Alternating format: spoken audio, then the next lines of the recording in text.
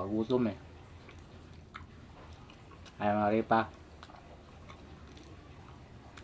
Good afternoon mga Repa.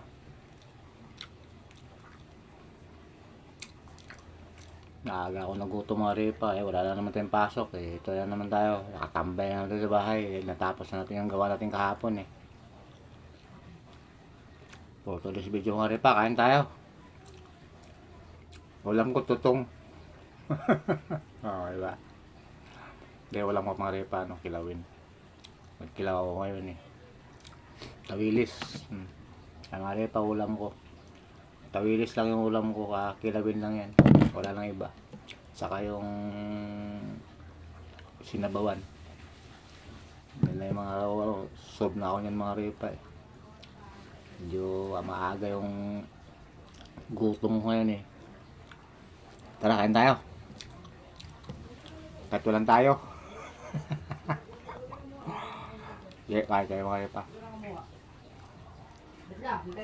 Alam ko nagutom kasi natapos ko sa paglalaba kanina, mga alas 3 na rin yata eh. Natulog ako tapos pagising ko nanghihingi ng pagkain yung tiyan ko eh. Kaya aga ako nagluto.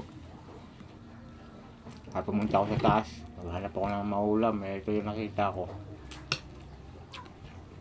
Ipapaksi ko sana eh. Sabi ko eh, naisip ko eh, kilaw ko na lang para isang galawan na lang.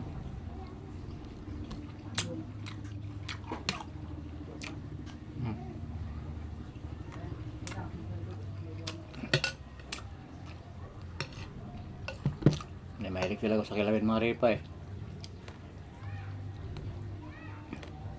Pag mga halimbawa natatapos yung mga gawa ko, tapos ito pag nakastambay lang ako sa bahay, wala na ko ibang iniisip na mga ulam niyan. Ito lang,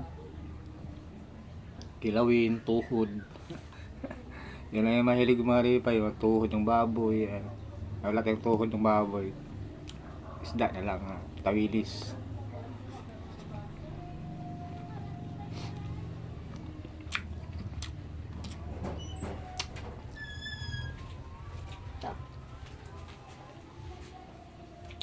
Sa yelo. Kaya mga Repa eh. Walang ano eh.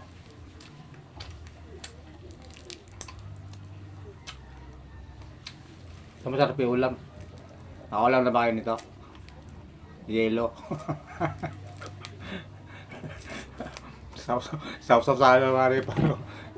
Ito masarap, ano, sarap yung ulam yung yelo at saka sausaw sa kilawin.